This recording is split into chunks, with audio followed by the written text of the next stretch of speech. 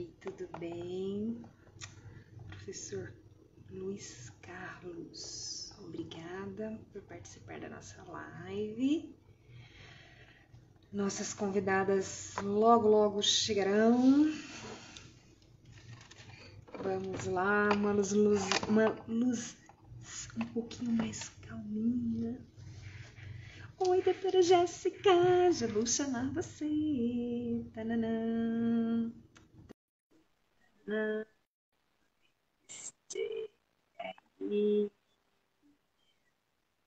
Noite. Oi, Jéssica. Oi, Tudo Ana bem, Flávia. Jéssica? Tudo bem? Peraí que eu Tá acho me que ouvindo? o meu fone não conectou. Peraí. Tá. Eu vou chamar a professora Dani para participar com a gente, tá?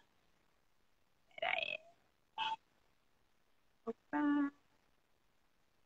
Tananã. Pronto. Oi. Ah, agora sim. Melhorou substancialmente. Aí. A professora Dani vai participar com a gente também. Ótimo, que honra. Oi, professora. Oi. Olá, boa É professora noite. Jéssica, né? Então a gente chama de doutora de professora Jéssica, porque a professora Jéssica é nossa professora na especialização. Ela vai falar sobre a parte clínica da fitoterapia, né, na parte neurológica. A gente está muito feliz. Então, o pessoal está entrando. Gente, boa noite. Acho que a gente vai esperar uns 2 minutinhos aqui para vocês irem entrando, né?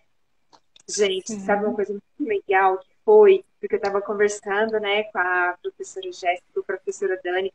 Na semana passada, a gente falou que nós gostaríamos de fazer só 40 minutos de live. Mas a gente gostou demais. Aí a Jéssica, ai, Ana, eu também não gosto de live muito longa, não. Eu também não gosto, não. Mas a gente fala tanto, Aham. não é? Aí tá friozinho em Juiz de Fora também. Tá. Tô com 2 casacos. Tá bem frio. Caramba. Olha, esse final de semana em São Paulo fez um friozinho, viu? Ah, ele veio pra cá. Foi, né? Chegou Noite, aqui. pessoal. O pessoal tá entrando aí. A gente quer agradecer, né, por essa. A gente está retomando aí o projeto das lives, né? E eu fico muito feliz de ter aqui como convidada. Para quem não me conhece, eu me chamo Ana Flávia, eu sou pós-doutora aqui na Faculdade de Medicina e coordeno junto com o professor Pinhato o Laboratório de Produtos e Derivados Naturais, aqui da Faculdade de Medicina. Sou coordenadora da especialização em fitoterapia e plantas medicinais e também sou coordenadora de pesquisa da F Nutrição SA. E eu tenho a honra de ter duas pessoas muito queridas, né? Eu tenho aqui duas professoras. Aqui hoje comigo eu vou apresentar a professora Dani, que é nutricionista, e participa com a gente junto da coordenação, da especialização e nos projetos também, né, relacionados aqui à pesquisa clínica, pré-clínica na EFL. E a gente tem a honra de receber aqui a nossa professora Jéssica, né, a médica neurologista, cofundadora do Instituto Líbano, né, em Juiz de Fora, uma pessoa que trabalha com medicina integrativa, que tem muito a agregar a todos nós aqui, e é uma honra, né, ter a doutora Jéssica aqui, a doutora Dani, para a gente conversar um pouquinho sobre saúde intestinal e ansiedade e depressão, né? Então, a gente sempre deixa as convidadas falando primeiro, né? Então, eu vou deixar a palavra para a doutora Jéssica e aí a gente vai conversando, pessoal. A gente deve estar querendo reservar um finalzinho aí para a gente poder responder umas perguntas. A própria doutora Jéssica já falou que tem aí umas perguntas bem legais, que ela fez uma caixinha que as pessoas estão querendo saber aí, e aí, se der tempo, a gente vai responder. Bem, nada melhor do que a gente perguntar para uma neurologista. E aí, doutora, o que o meu intestino tem a ver com... Opa, o que o meu cérebro tem a ver com o intestino? E aí? Bom, Longe? estão tão longe, né? Eu quero primeiramente agradecer vocês pela oportunidade, né? O nosso vínculo se estabeleceu a partir do contato com o Micael, né? Meu digníssimo marido.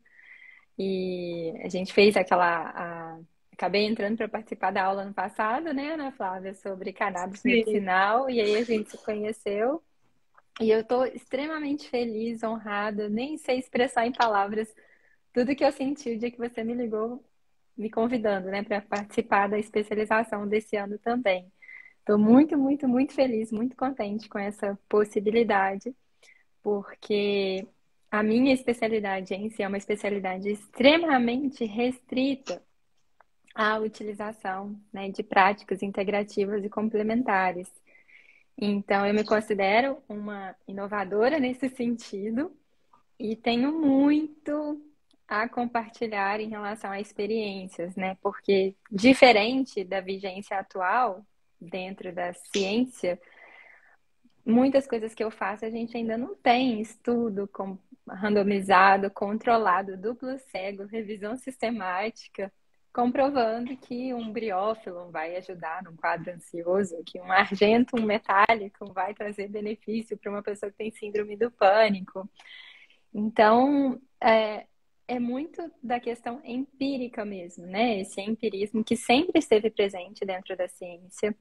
Não adianta a gente pensar que tudo tem que ser baseado, né, nessa questão, porque as nossas hipóteses para que você consiga construir os seus estudos são hipóteses observacionais que você quer São comprovar. empíricas, né? São empíricas. Então, uma coisa está ligada à outra, né? Com certeza, muito do que eu vejo na prática de resposta ao próprio Carlos Marianos, né, que você utiliza para dentro do suplemento do LL1, tem um sentido para mim muito grandioso, porque eu já estudava muito dele dentro da prática médica antroposófica, por exemplo. Então, são coisas que vão se encaixando, como se fossem quebra-cabeças mesmo. E o que que o intestino tem de ligação com o cérebro?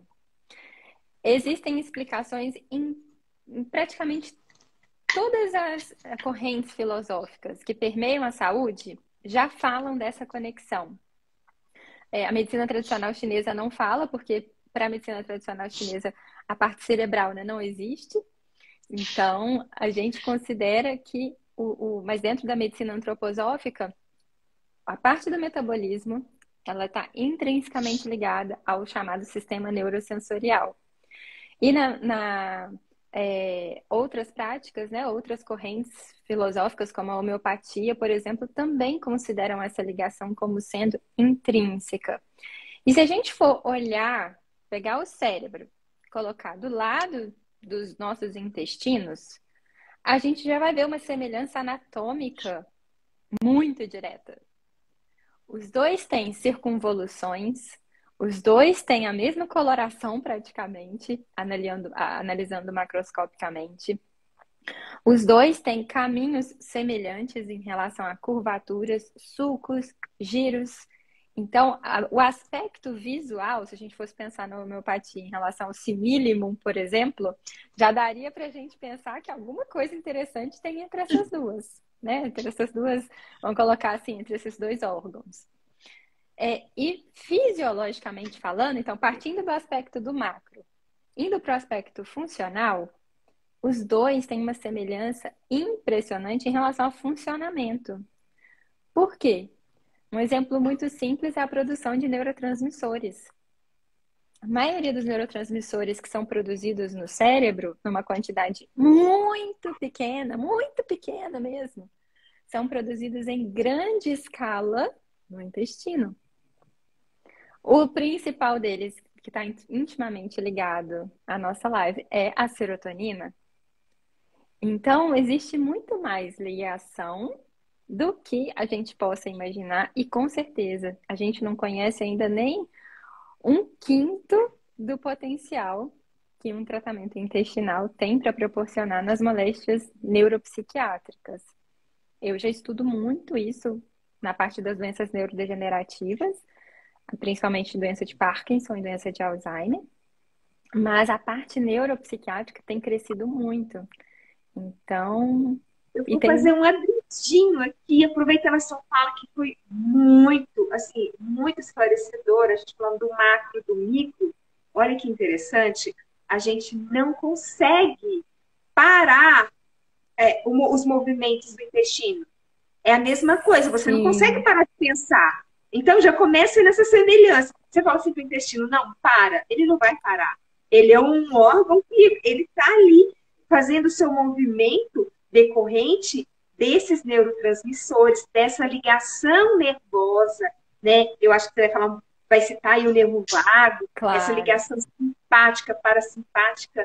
E é muito interessante que nem isso, para de pensar. Você não consegue parar de pensar. Suas Nem contas são muito. dormindo, a gente Nem para, né? dormir, O não é? eletroencefalograma a gente mostra, né? Todas as nossas ondas cerebrais funcionando, os nossos níveis de sono, né? Os 4 estágios do sono, o cérebro não para, ele só muda o funcionamento. Então, isso é. Exatamente, né?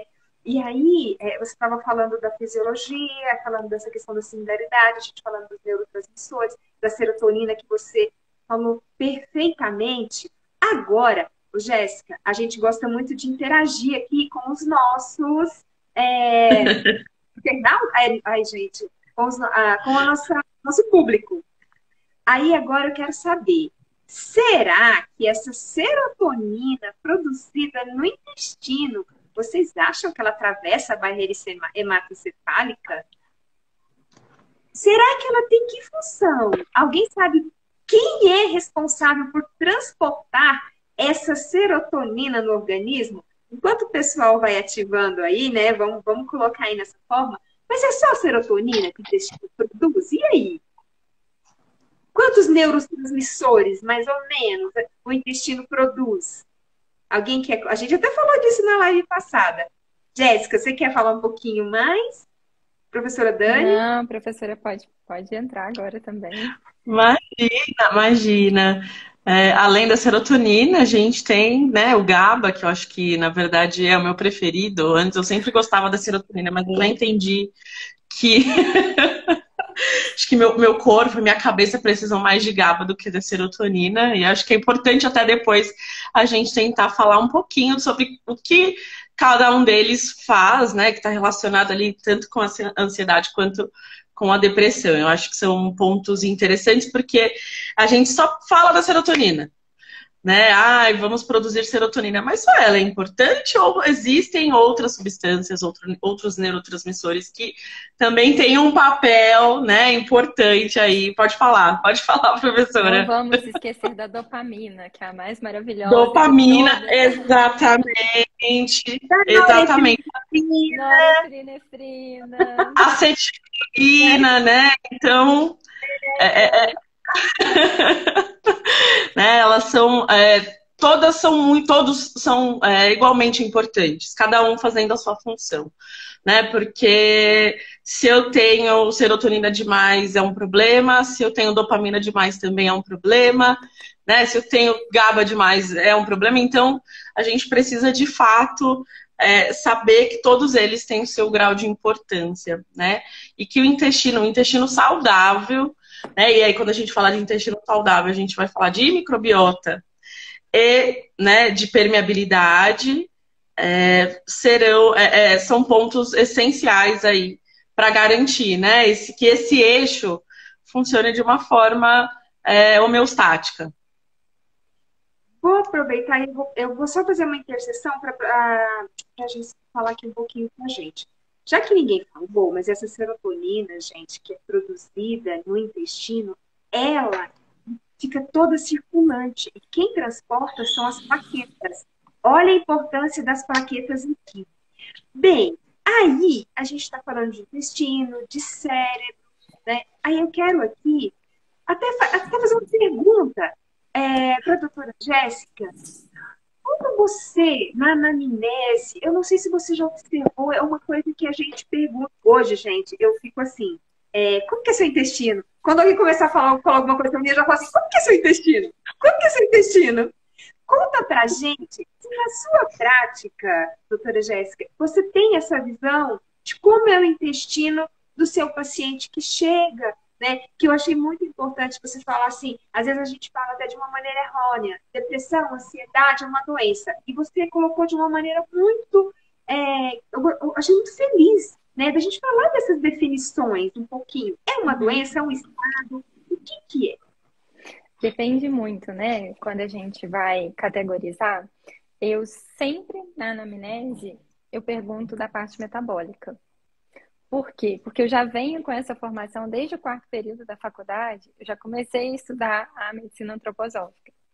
E para a medicina antroposófica, essa parte digestiva é a sede de toda e qualquer disfunção do âmbito psíquico e neurológico. Então, a primeira coisa que eu pergunto é se a pessoa tem alguma disfunção em relação ao funcionamento intestinal, se ela tem distensão abdominal, se ela tem gosto ruim na boca, por exemplo, se ela demora muito para poder digerir ou se ela tem fome em excesso. Agora, a definição... Então, isso já está imbuído dentro da anamnese, né? Com esse conceito agora, isso eu já via há muito tempo. De alguns anos para cá, com esse conceito dessa linha, né, axial entre intestino e cérebro, a primeira vez que eu li sobre isso, eu falei com meu sogro, né, que é meu grande professor de medicina antroposófica, o Antônio Max. Eu falei, olha só, Antônio, agora a medicina convencional está começando a acreditar em tudo que a antroposofia falava já há muito tempo. Que as pessoas vão começar a tratar o sistema nervoso através do metabolismo, né? Com todos esse conceito, né, que a gente já tem de prebiótico, o pré-biótico, os psicobióticos, né? Esse termo está entrando agora na comunidade científica. Então, isso tudo traz uma facilidade para a gente entender que o organismo, ele não é separado. Não dá para eu tratar... Obrigada. Não dá para eu tratar a parte cerebral, e aí vem um conceito importante que eu tenho para falar com vocês. Ah, ele aí, ó. Ei, professor! Água aromatizada com limão. Nossa, olha que chique! Rainha mesmo. Foi rainha, professor. Pois é, tô falando aqui, vocês escutaram? Que eu sou rainha mesmo, né? Que eu trouxe Sim, aguinha, limão, gengibre. O que acontece? O corpo, ele não é isolado. A gente tem essa hiperespecialização dentro da medicina, que é extremamente valiosa, porque são muitos conceitos, muitas abordagens novas, modernas, que a gente precisa entender como especialista, mas a gente não pode perder de vista, e isso tem se perdido cada vez mais, que a parte cardiovascular está ligada com a imunidade, que o sistema nervoso está ligado com o trato digestivo. E muitas vezes, aí vem o conceito chave de tudo, né? A pessoa ela não é depressiva. Ela está depressiva por processos metabólicos. Então, você vai lá, você vai colocar o DSM-5, né, para ela.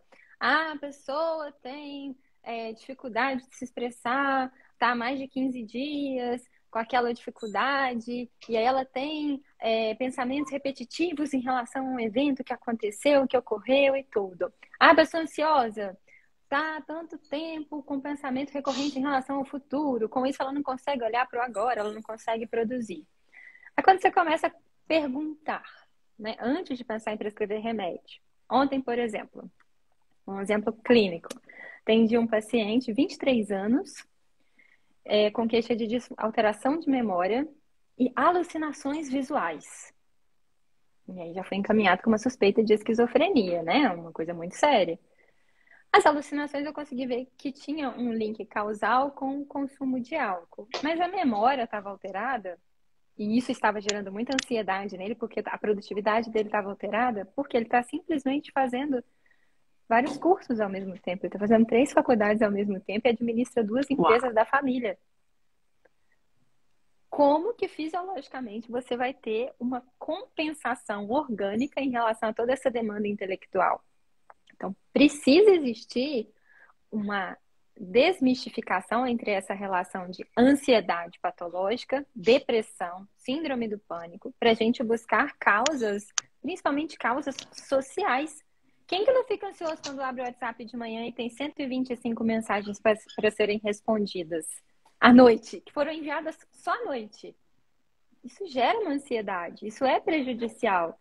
E aí, quando você vai olhar para essas pessoas que muitas vezes produzem muito do ponto de vista intelectual, muitas vezes são pessoas que não têm tempo, que não colocam como prioridade o exercício físico e não conseguem no dia a dia organizar para ter uma alimentação adequada. Acabam tendo uma alimentação rica em processados, açúcares, carboidratos. E aí o intestino fica como? Na maioria das vezes, constipado. A maioria das pessoas está extremamente constipada. E aí você vai conversar com elas, elas estão enfesadas, literalmente. Tem fezes para dar e para vender. Tem uma raiva absurda, uma reatividade absurda. Por quê? Não é que ela é deprimida, não. Ela está ansiosa, caminhando para uma depressão, porque ela não consegue produzir o tanto que ela gostaria que o mundo cobra dela. Então, muitas vezes são quadros circunstanciais que a gente precisa compensar. E aproveitando aqui a pessoa enfesada, a qualidade, como eu digo em todas as lives, aqui a gente não está pregando assim nunca mais como uma coxinha. A questão é o seguinte: você não tem a qualidade no alimento, você não tem matéria-prima para que você produza todas as substâncias, para que você faça a troca, a renovação celular. Você não tem matéria-prima para formar o seu corpo. Já começa por aí. Ou então a matéria-prima que você tem é uma matéria de segunda. E como que vai produzir um neurotransmissor de uma maneira correta, né? Não existe isso, certo? Então, estou fazendo essa observação. Além do intestino, você não dá, olha bem, você não alimenta o interno em dois sentidos. Você não alimenta aquelas que vêm com você, que é a sua microbiota, né, seu microbioma. Você não alimenta ele e você também não alimenta o que está fora do intestino, que na verdade são as células do restante do seu corpo, né? Então, olha a importância disso. Você não está cuidando nem nos seus compartimentos internos, você não está cuidando de uma maneira adequada, né? Por isso que a abordagem da Dani é tão importante, né? Para equilibrar essa parte digestiva. Acho que a doutora Jéssica falou um ponto sobre as pessoas estarem enfesadas, né, por conta da sua alimentação, enfim, acho que um outro ponto que talvez fique até mais fácil para as pessoas entenderem um pouquinho são as doenças inflamatórias intestinais, né, que no geral tem uma relação ali, né, também com o estresse, né, com problemas psiquiátricos, né, alterações psiquiátricas. E uma vez, eu nunca esqueço, eu assisti uma palestra uma vez que o médico dizia que a síndrome do intestino irritável, né, na verdade não era o intestino que estava irritado, e sim o dono do intestino que estava irritado.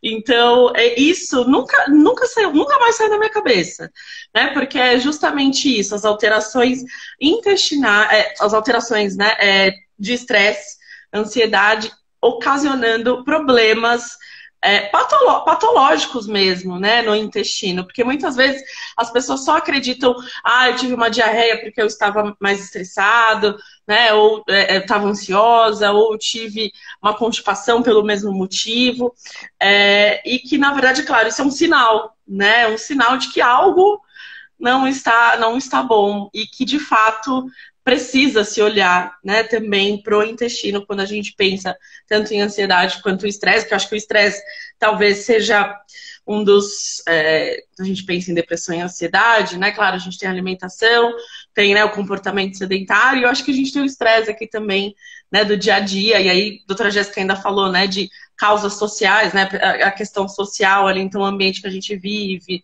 né, ou a conjuntura universal, né? Então, tudo isso também vão afetar aí a funcionalidade do intestino e, sem sombra de dúvida, do nosso cérebro também.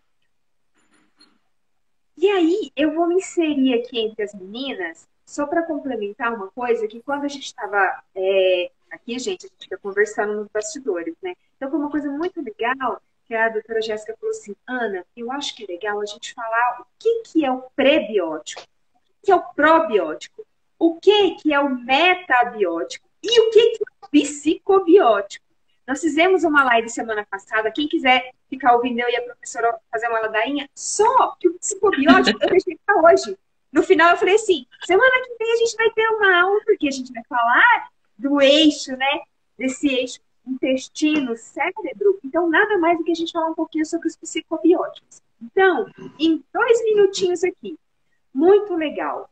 Pré-biótico. Pré-bióticos são alimentos para que as nossas bactérias comensais, que são bactérias que já vêm com nós, que já estão em nosso organismo, que estão ali, são as bactérias benéficas, são a comida para esses probióticos.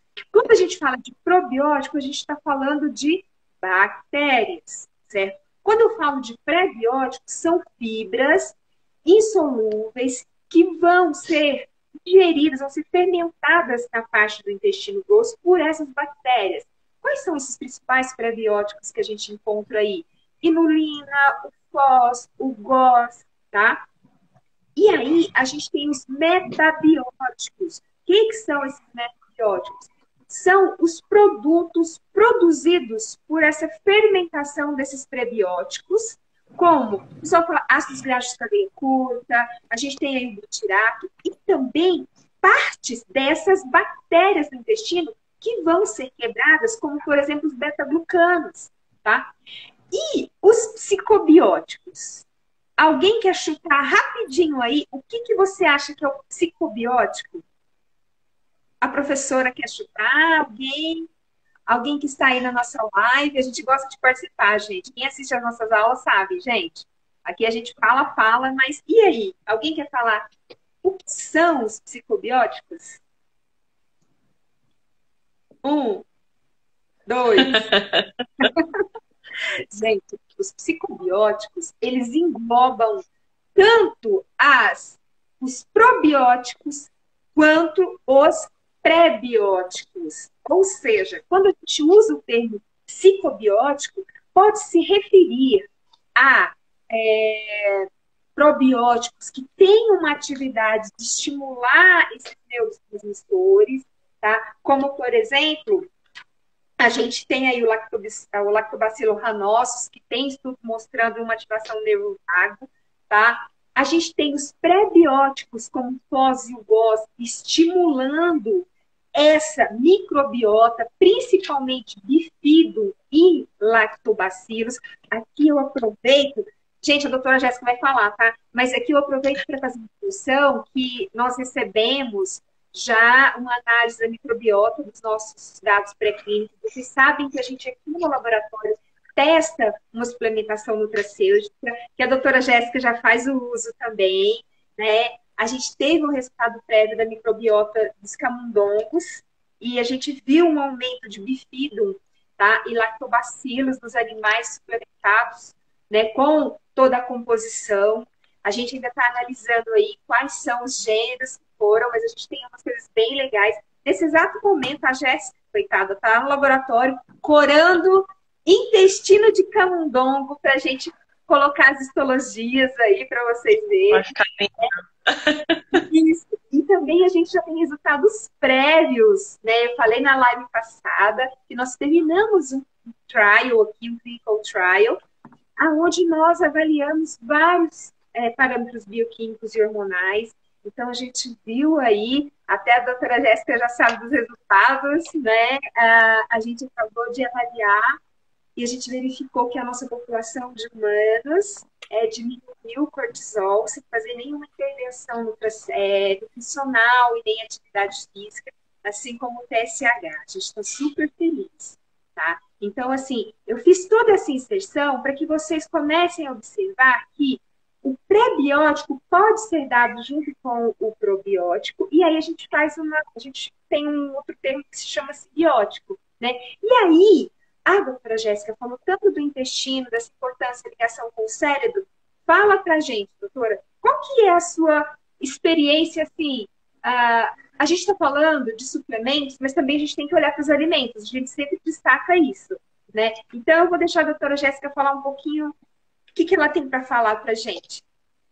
Eu gosto sempre de voltar, Ana, essa questão da conceituação, né? Conceituar, sempre explico isso para os pacientes. Conceituar depressão e ansiedade É muito fácil. É muito fácil. Você tem lá o DSM-5, como eu falei, você tem lá o conceito. O que que é estar deprimido? O que que é estar ansioso? A questão é a gente sempre ter um olhar bem físico para essas pessoas e entenderem se existe um motivo por trás. Porque muitas vezes tem vários motivos por trás. E eu costumo mostrar isso na consulta. Antes de passar remédio, antes de passar fitoterápico, homeopático, antroposófico, pré, pós-biótico, tudo isso, eu sempre oriento o paciente em relação à rotina. Por quê? Porque a rotina alimentar, que a Dani vai mostrar, ela é extremamente importante para você alimentar o físico. Não adianta você ficar tendo... Eu falo muito isso, né? A gente coloca o nosso cérebro em trabalho escravo. Nosso cérebro tem uma resiliência muito grande. Você vai exigindo, exigindo, exigindo. Hoje a sociedade exige cada vez mais. Chega a um certo ponto que ele vai levar você na justiça do trabalho e ele vai te pedir uma cota que é impossível você conseguir pagar. Você deveria... Eu adorei. Porque eu falo, o que eu vejo muito na prática? Eu falo muito isso com os pacientes. O cérebro é muito difícil ele ficar doente, primariamente. Para o cérebro ficar doente, ele sofreu muito. Então, para a gente ter uma manifestação neurológica, uma manifestação psiquiátrica, o cérebro já está sofrendo e não é de hoje.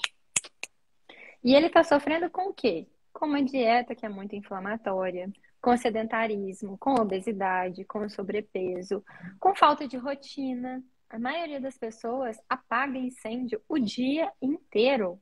Não tem rotina Todos os dias. Todos os dias. Não tem rotina para nada. O corpo vive com cortisol lá no teto. Chega um certo ponto que a adrenal não vai dar mais conta de produzir. Aí vai descer ladeira abaixo. Quando desce ladeira abaixo, e isso é uma coisa muito importante, né? Que as pessoas entendam que é um contínuo. Geralmente a pessoa ela começa ansiosa, fica muito tempo ansiosa do ponto de vista patológico. Isso é uma coisa que eu defino muito bem também no consultório. O que é a ansiedade normal, que precisa existir, que te tira do lugar? E quando que essa ansiedade começa a evoluir para uma depressão? Que a pessoa já não está mais dando conta de fazer o que ela precisa e ela fica cada vez mais desmotivada para conseguir fazer o que ela gosta, por exemplo. Vai ficando apática, vai ficando indiferente. O que acontece? O nosso cérebro, ele vai ficando encefalopata, de acordo com a nossa rotina, de acordo com as nossas práticas ou com a nossa inatividade física, por exemplo. Qualquer tratamento, do ponto de vista neurológico, ele precisa começar de dentro para fora. Você precisa começar olhando esse indivíduo do ponto de vista digestivo. Tem que olhar o que ele come. Porque se ele está tendo uma dieta rica em laticínios, opa, gente, é uma das proteínas que mais inflama o nosso corpo. Se ele tem uma doença inflamatória intestinal e ele está se entupindo de proteína animal, essa proteína vai ficar ali dias retida ali dentro, fermentando e gerando um monte de bactéria ruim e aumentando ainda mais a permeabilidade intestinal. Uma coisa importantíssima que a gente tem que entender é que essa comunicação, né, o nosso sistema nervoso entérico, que se conecta com o sistema nervoso central através do nervo vago, que é importantíssimo para uma infinidade de funções autonômicas do nosso corpo, frequência cardíaca depende dele, frequência respiratória, temperatura, várias funções basais dependem dele, inclusive a motilidade intestinal, depende também do bom funcionamento dele. Quando o intestino não está funcionando bem, quando é um intestino inflamado, quando é um intestino que está super saturado com hipercrescimento bacteriano, de bactérias ruins, isso aumenta a permeabilidade intestinal, abre buracos, digamos assim, na parede do intestino. Esses buracos vão liberar substâncias inflamatórias para o nosso corpo. Essas substâncias inflamatórias chegam lá no cérebro, aumenta a permeabilidade da barreira hematoencefálica, que simplesmente protege o nosso cérebro de qualquer coisa ruim que esteja acontecendo aqui do lado de fora dele. E uma coisa importante também, que já se sabe, é que esse processo inflamatório crônico atrapalha o novíssimo sistema linfático, que foi descoberto há pouco tempo, que é o sistema que ajuda a limpar o cérebro, que é similar ao nosso sistema linfático. E aí, a gente já começa. Aí vem a minha grande praia, né? Que eu gosto demais, que são os quadros das doenças neurodegenerativas. Essas pessoas que evoluem com doença de Alzheimer e doença de Parkinson, muitas vezes elas começam anos e anos e anos antes com uma disfunção intestinal severa, muito, muito, muito grave, refratária. E uma das primeiras manifestações que aparecem é o quê? Depressão. Ansiedade seguida de depressão. Então, não adianta a gente negligenciar essa parte. Eu falo muito com os meus alunos, né? Se depressão fosse só uma disfunção tricíclica de nora, dopa e serotonina, todos os antidepressivos tricíclicos funcionariam. Dava conta. Dava conta de tudo. Agora, não é só isso. Você precisa desinflamar esse indivíduo. Você precisa mostrar para ele que o corpo precisa trabalhar com previsibilidade e com segurança. Segurança para digerir adequadamente, para ter tempo para fazer cocô. Gente, as pessoas não têm tempo para fazer cocô, para evacuar. Você pergunta para o indivíduo, como que está... Eu sempre pergunto, né? Como que estão o formato das suas fezes? A pessoa para e fica um tempão, às vezes, pensando. Nossa, tem muito tempo que eu não observo. Por quê? Porque está tudo tão mecanizado, tem que fazer, tem que produzir, tem que dar conta de tudo, tem que ver o WhatsApp, tem que ver isso, tem que ver aquilo, não sei o quê, tal, que a gente não está olhando para o básico, para o simples, que é o que dá segurança para a gente funcionar. E na visão da medicina antroposófica, a gente sempre fala muito disso. Qualquer desgaste do polo superior precisa ser compensado com um estímulo no polo inferior. Senão você perde o domínio total do seu corpo. E a primeira coisa que vem é a ansiedade. E quer ver que interessante? Um dos primeiros sintomas quando a pessoa está ansiosa que ela fala é: ai, tô com frio na barriga. As pessoas falam: ai, tem um frio na barriga, né? Tem um negócio esquisito. Na depressão já está subindo. A pessoa fala: ai, eu não sei o que é, mas tem uma angústia aqui no peito. Então já subiu, já saiu do intestino e já está no chamado sistema rítmico. E aí isso pode progredir no futuro até para uma síndrome do pânico. Isso tem o quê? Uma causa orgânica. Você precisa trazer essa consciência de volta. Uma das coisas que eu uso muito para trazer essa consciência de volta é o Carlos Marianos, que tem, né, o uso farmacológico, né, o nome comercial de famosa Selimarina, que é maravilhosa para essa parte digestiva. Então a gente precisa entender isso como um todo.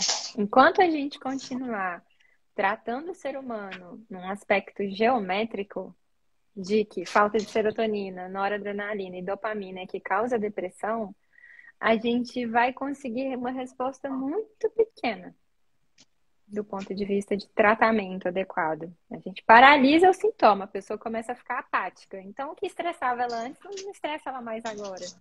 Mas a causa, de fato, precisa começar através da modulação do intestino. E isso está ligado com uma infinidade de doenças inflamatórias. Tem um monte de estudo falando de esclerose múltipla, esclerose lateral amiotrófica, doença de Parkinson, nossa, eu acho que é a maior de todas elas. Então a gente tem que pensar nisso tudo, né? Tem que pensar em longevidade, tem que pensar no aspecto inflamatório como um todo. Nossa, eu acho que foi, assim, perfeito. A sua fala, por exemplo. Isso mesmo. É mais só essa... Não, perfeito, perfeito. Professora Dani, você quer falar alguma coisinha? Não, eu tô só aqui apaixonada e pela fala e pela doutora Jéssica, eu aqui só, meu Deus, quero ser amiga dela, sabe? Assim, quero dividir o lanche no recreio, sabe? Aquela coisa. Porque, de fato, é muito gostoso ouvir, né? E interessante ouvir uma fala de uma médica, né, neurologista, que talvez seja uma das vertentes aí, né? Uma das especialidades da medicina que a gente tenha menos proximidade, né? Eu acho que, de certa forma, é de fato uma área bem conservadora, né? Então a gente tem dificuldade de acessar. E te ouvir falar isso é muito gostoso. De verdade, assim, eu fiquei muito feliz com a sua fala.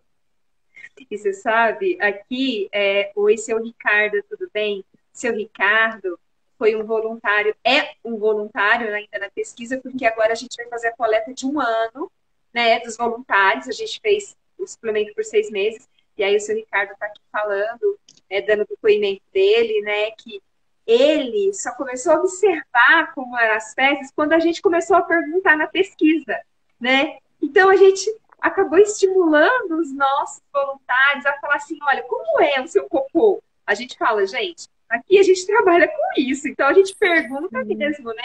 Como que está? Quantas vezes você vai? Né? Então, eu acho isso extremamente importante. É a gente despertar, né, o nosso voluntário, né, o paciente, né? Aí aqui tem a Genicenelli,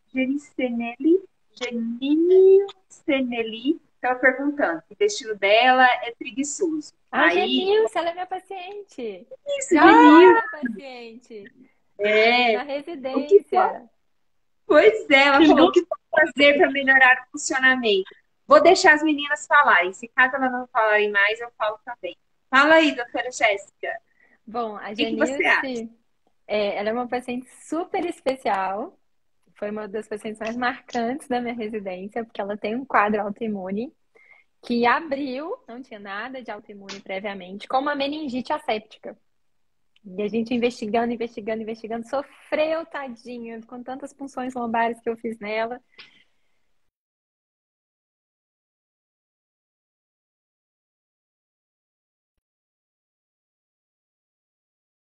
Tá, um pouquinho devagar. Pronto, Voltou. voltou.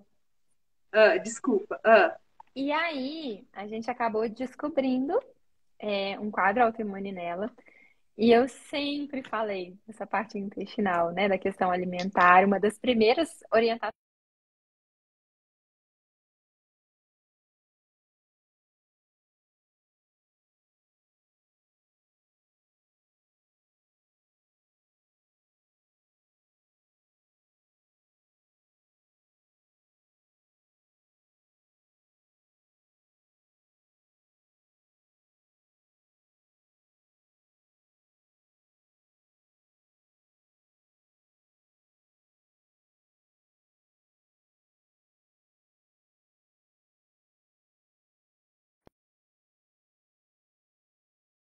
Física e beber a água.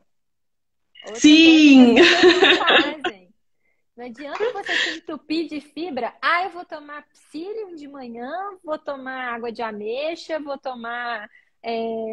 comer trigo, vou comer gergelim, vou comer não sei o que, não sei o que, não sei o que. O prebiótico. Tomo prebiótico, probiótico e kombucha e kefir e não sei o que, não sei o que, não sei o que.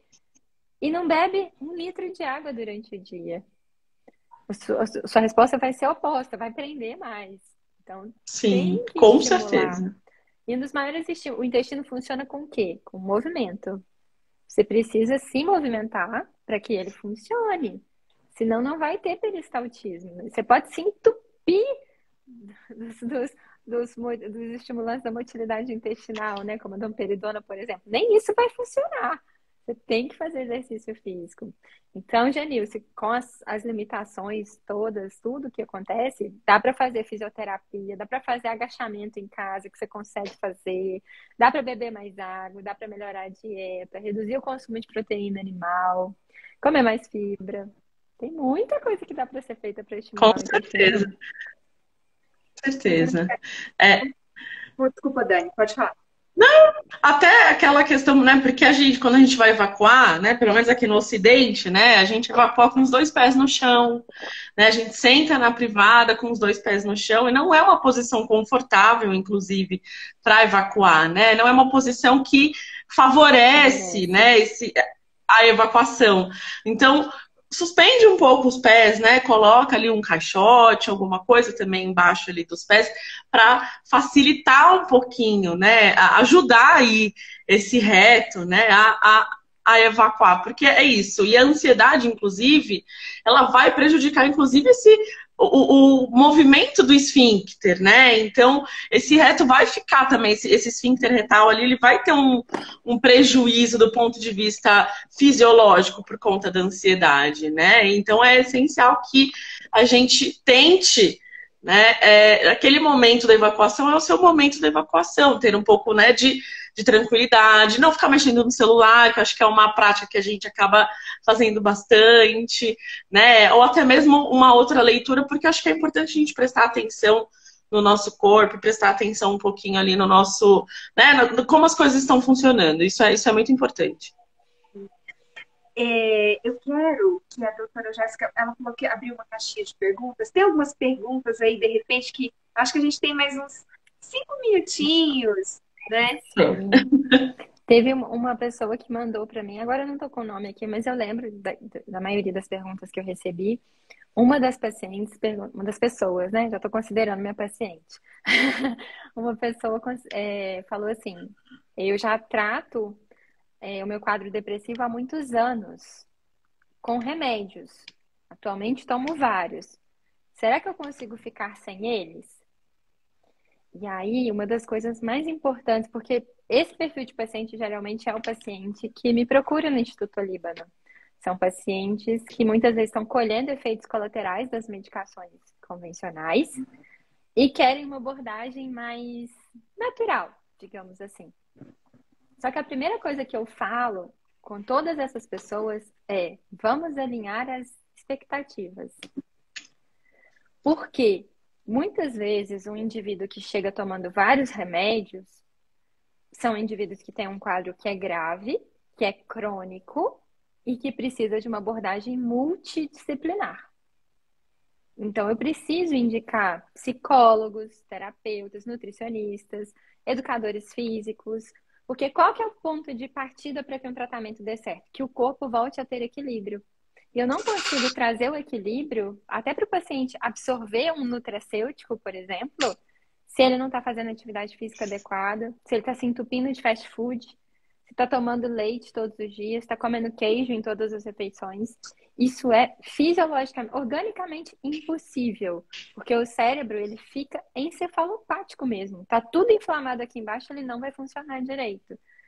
É só a gente observar como que a gente fica quando a gente faz uma refeição muito copiosa, por exemplo. Tipo, vamos Feijoada. Feijoada. Ou uma lasanha cheia de queijo e tal, que você olha, tá até saindo aquela gotinha assim. É maravilhoso, gente, comer isso. Sou apaixonada. Minha comida favorita é pizza. Adoro comer. Mas como que a gente fica depois? A gente fica letárgico, fica todo mundo lerdo, devagar. Por quê? Porque além do seu sangue todo pro intestino para te ajudar a digerir aquilo, as substâncias liberadas a partir do processamento desses alimentos, que são muito inflamatórios, chegam no cérebro e aí toda a cascata elétrica do intestino e do cérebro são modificadas. Quer a prova maior disso? Dieta cetogênica para tratamento de epilepsia. Essa é uma prova nata de que o que você come interfere no cérebro. Quem duvida de que isso ainda tenha alguma evidência, é só estudar um pouquinho sobre essa questão, porque a gente já usa, e não usa de hoje não, né? Faz tempo, Faz tempo. Tem indicação sobre dieta cetogênica na Bíblia, para quem nunca leu a respeito. Então, a gente precisa lembrar dessa composição. Tudo que você faz e que você ingere vai repercutir no funcionamento cerebral. Então, não adianta, às vezes as pessoas ficam... Isso é até uma coisa interessante, né, da análise dos psicobióticos. O tamanho dos neurônios, por exemplo, no sistema límbico, a quantidade de células no hipocampo, que é a sede da nossa memória. Isso tudo tem interferência quando você está equilibrado. Como é que você busca esse equilíbrio para que a gente consiga reduzir os medicamentos? A primeira coisa é estilo de vida. Enquanto a gente não entender que você é o que você come e o que você faz, cada vez mais as pessoas buscam praticidade. Qual que é a praticidade? Acordou, tomou uma pílulazinha para ficar acordado, chegou em casa, toma uma pílulazinha para dormir. E vai nesse ciclo. Toma um para acordar, toma um para dormir. Toma um para acordar, toma um para dormir. Tá estressado? E a gente observa uma banalização tão grande da polifarmácia. Eu tenho pacientes, por exemplo, que trabalham em banco, que eles são os únicos que não tomam benzodiazepínicos, por exemplo.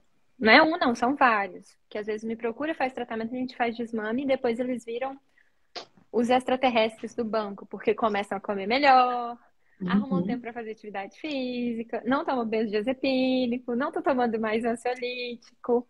Mas por quê? Porque foram pessoas que, primeiro, viram o que elas poderiam fazer de diferente. Não estavam satisfeitas com a forma como a vida estava sendo conduzida e pensaram, bom, alguma coisa precisa mudar.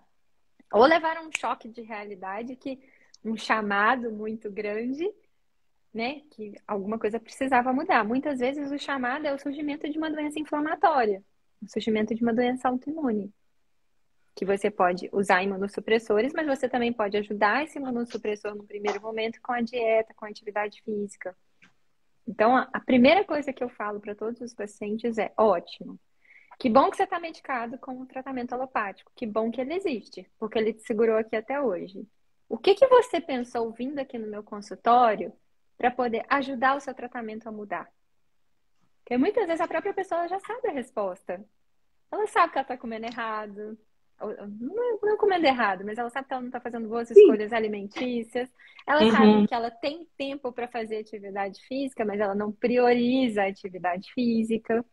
Hoje tem técnica que com 10 minutos de HIIT, por exemplo, você transpira de uma forma impressionante. Quem que não consegue fazer 10 minutos de exercício antes de ir para o trabalho ou quando chega do trabalho? Então, envolve muito uma questão de planejamento. São 10 minutos de Instagram, 10 minutos de Facebook que você tira e você olha para você.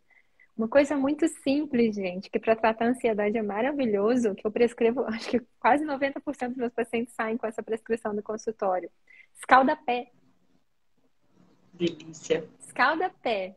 Faz escalda-pé, coloca um sal, pode colocar óleo essencial de lavanda, por exemplo. Coloca cúrcuma. Por quê? Porque traz calor para o corpo. E qual que é o órgão que precisa de calor para funcionar bem? Intestino. Também vai ajudar o intestino a funcionar.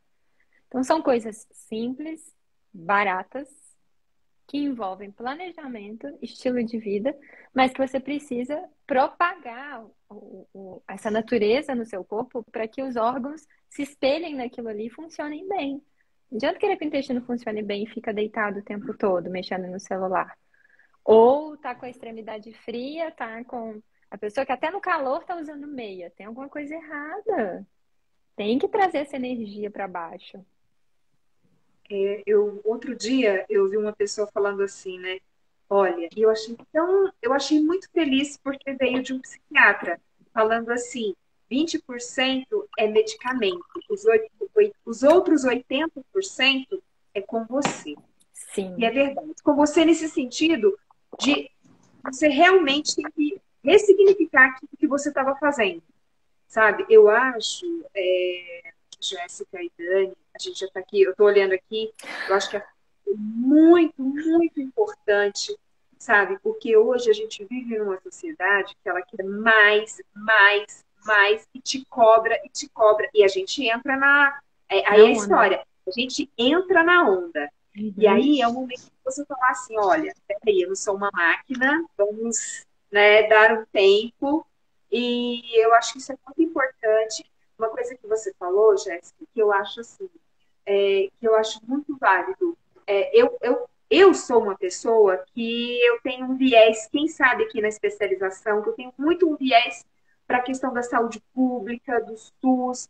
E aí a gente olha, às vezes, para uma população que hoje, coitados, eles realmente não têm nem aqueles 10 minutos porque ele está 2 horas dentro do transporte público. Ele não consegue ter uma alimentação adequada porque hoje a gente vive num momento tão difícil no país, né? E a gente saiu de uma pandemia e entramos num momento de guerra que, querendo ou não, ele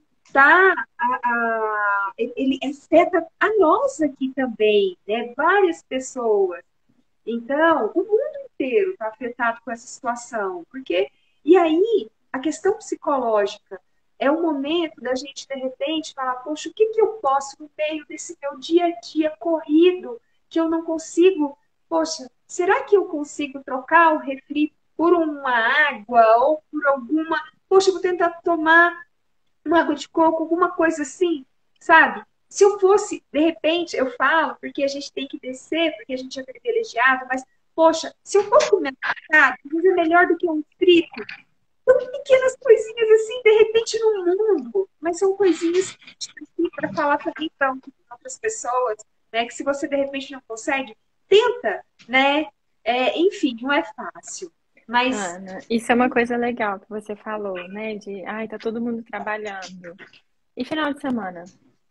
Se você fizer atividade física um dia na semana, que seja, você já está estimulando o seu corpo.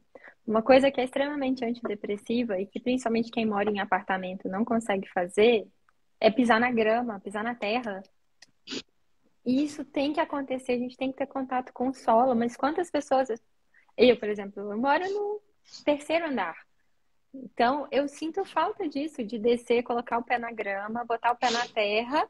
Para quê? Para sentir essa energia. Nós somos energia e a gente nega isso o tempo inteiro com esse viés científico que a gente está inserido, né? Nós somos energia, a gente tem que buscar se alimentar energeticamente. Mas hoje a gente só perde energia.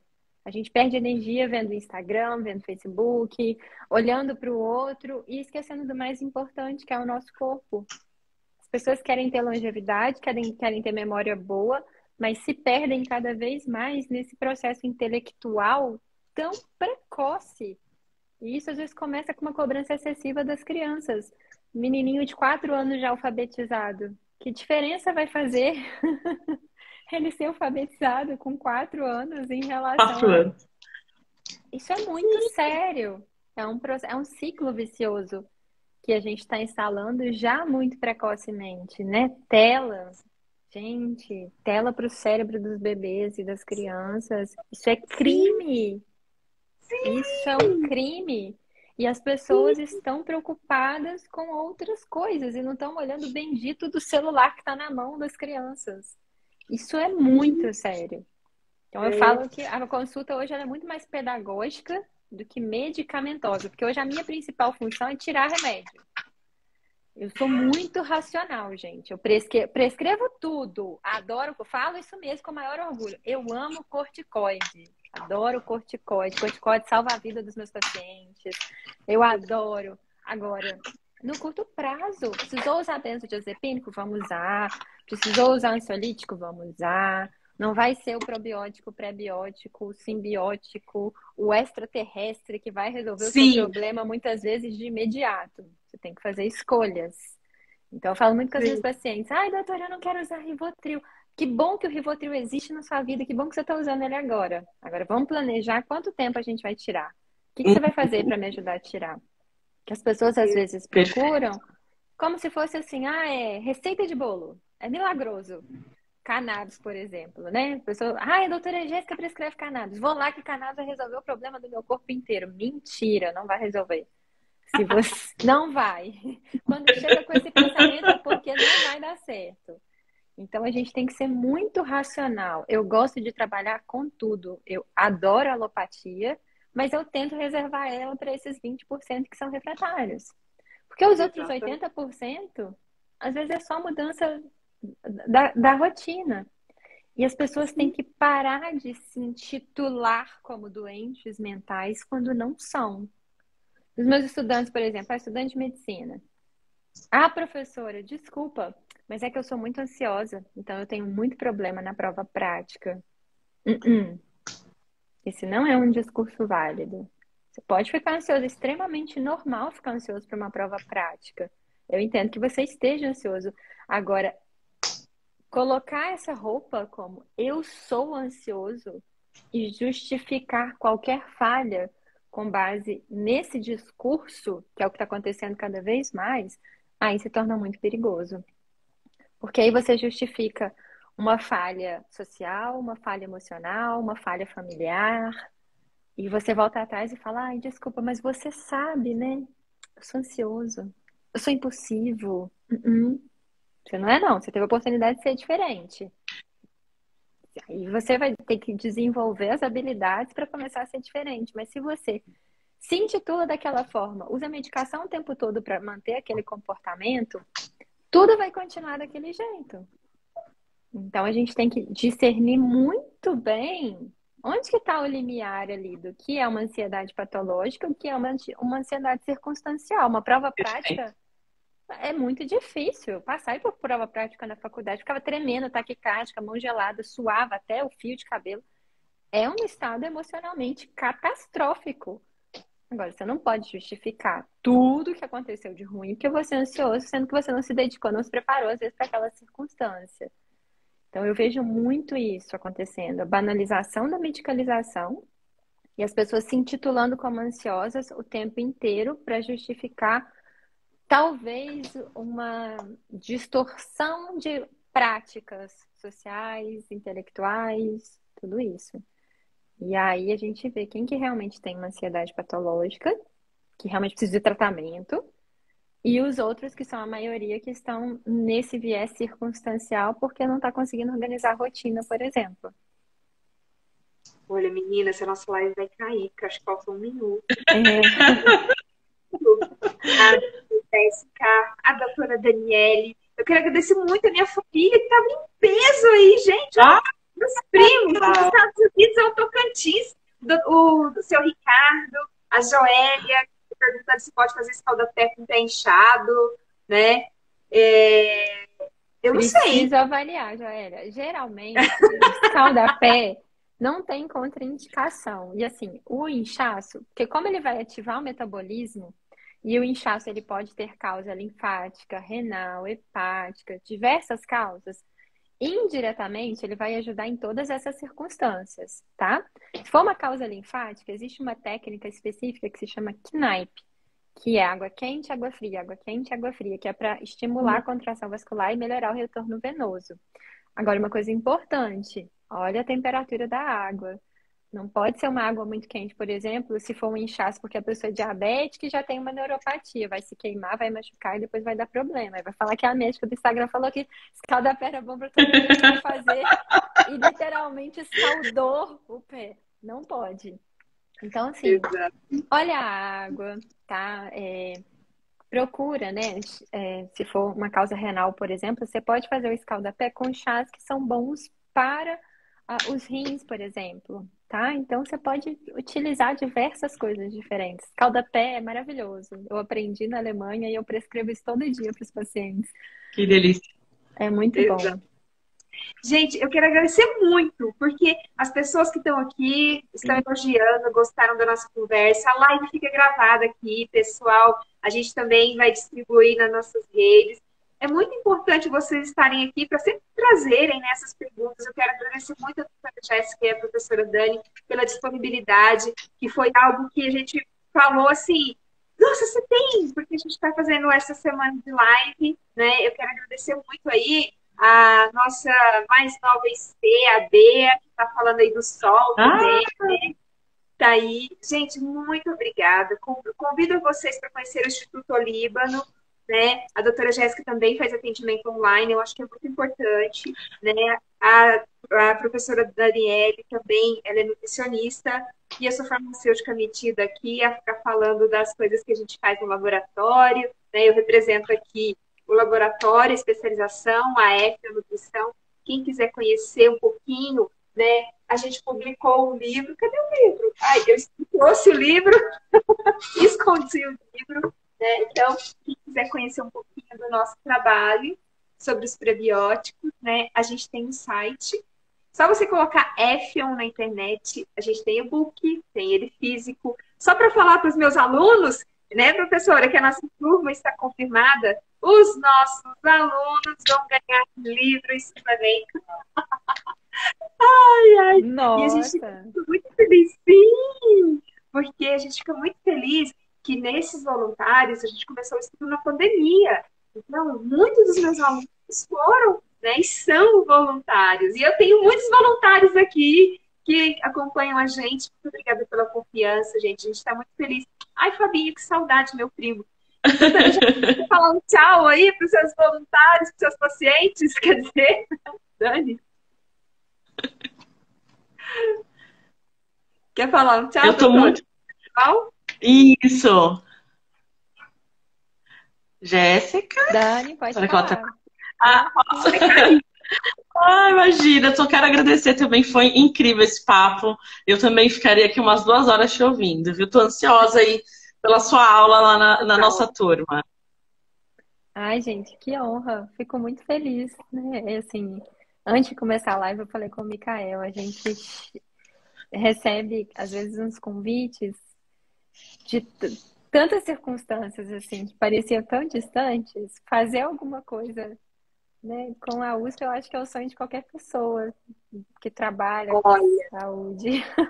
doutora, você sabe que eu fico muito feliz de estar aqui com o doutor Pinhata, que ele abriu as portas do laboratório para que eu viesse trabalhar com ele e acredita muito na fitoterapia. Hoje eu tive, depois de acho que quase 2 meses, a gente conseguiu se ver e eu falando tantas coisas assim que estão para acontecer. E a gente quer muito trazer as práticas integrativas aqui para o HU.